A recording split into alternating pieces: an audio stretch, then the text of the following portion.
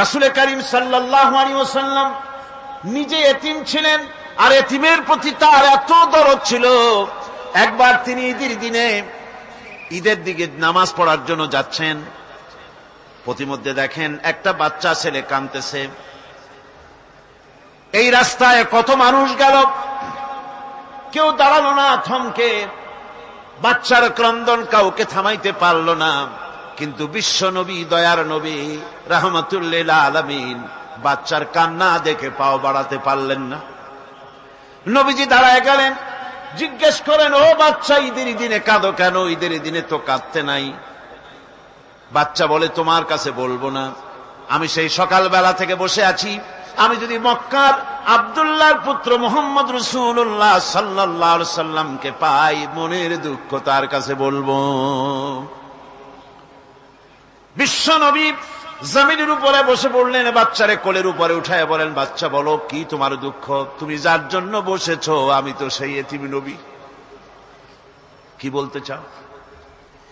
বাচ্চা বলতেছেন, ইয়া রাসূলুল্লাহ, আমার বাবা মারা গেছে সেই ছোট্টবেলায়, একেবারেই তখন মায়ের পেট থেকে আমি আসার পর বাপ মরে গেল, আমার মা আর একজনের সঙ্গে বিয়ে বসেছে, সেই পুরুষটি আমারে দেখতে পারে না, আমার মা যদি আমারে কোলে করে এসে সহ্য করতে পারে না, আমারে চুমা খাইলে সহ্য করতে পারে না, আমারে খাবার দিলে মা মার খায়।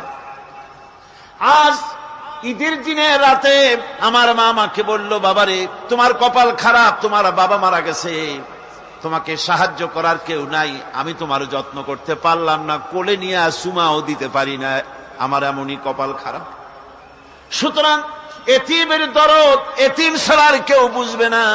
তুমি আজ চলে যাও, ওই রাস্তায়, ঈদের রাস্তায় দাঁড়ায় থাকো, মাঠের রাস্তার পাশে, বিশ্ব নবীর কাছে তোমার দুঃখ বলো, এতিমের দুঃখ তিনি বুঝবেন।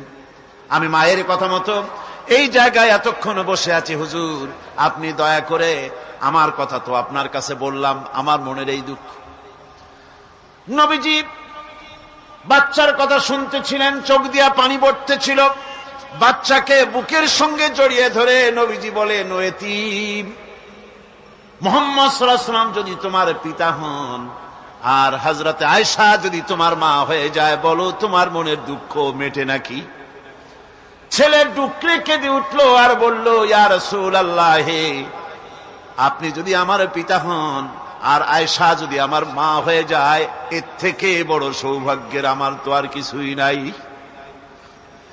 নবীজি এতিমকে বাড়ি নিয়ে গিয়ে হযরতে আয়েশার হাতে তুলে দিয়ে বললেন, আয়েশা রে, পবিত্র ঈদের দিনে আল্লাহ রাব্বুল আলামিন তোমার জন্য একটা উপহার পাঠিয়েছেন, এটা যত্ন করো।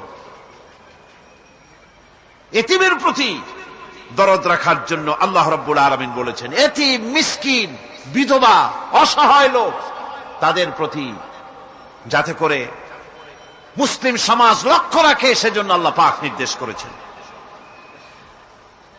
বুখারী এবং মুসলিম শরীফের হাদিসে এসেছে, আস-সাই আলাল আরমালাত ওয়াল মিসকিন কাস-সাই ফি সাবিলিল্লাহ।